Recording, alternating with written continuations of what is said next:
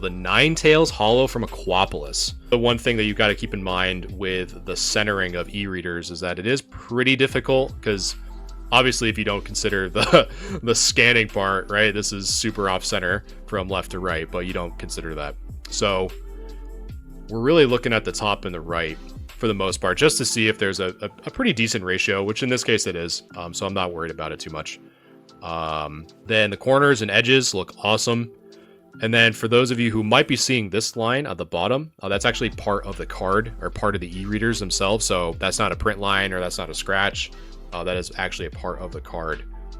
And what's nice about this Ninetales is I've mentioned it in a few other videos, to where more the Pokemon takes precedence over the Holo, a little bit easier it is to get a higher grade, right? Because not a lot of those scratches pop out, which is another card like a Dark Magneton or Lugia, where the Holo is taking up at least more than half of the card's art box. Those cards tend to be much harder. Or Giovanni's Persian is another one that's super hard to get a higher grade on. So this one's kind of the opposite of that. But a beautiful card nonetheless. No scratches from what I can tell. Nothing bad. So we really gotta hope. So as of right now, again, this is all just speculation of the front of the card that we see, and it's only one picture, so you got to take it with a grain of salt.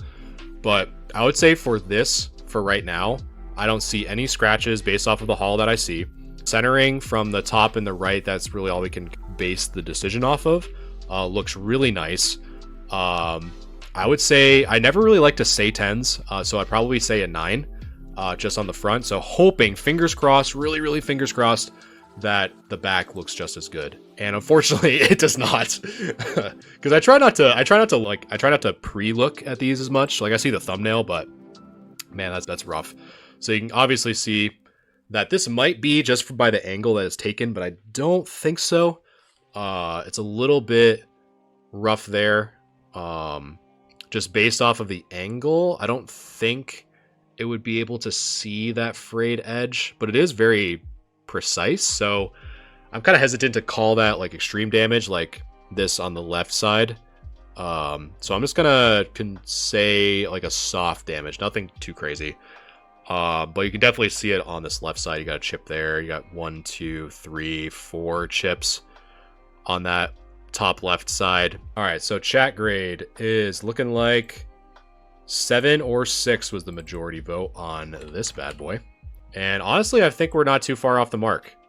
Front, again, gorgeous. I was thinking a 9 on the front even. The back, however, it's really comes down to this left edge. This left edge is pretty rough, I would say.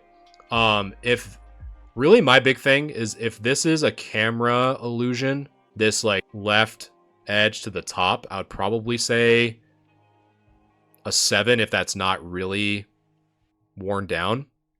But for me, if it is, along with some of these like little blemishes on the card, in addition to this very prominent edge wear, I'd probably say a 6, to be honest.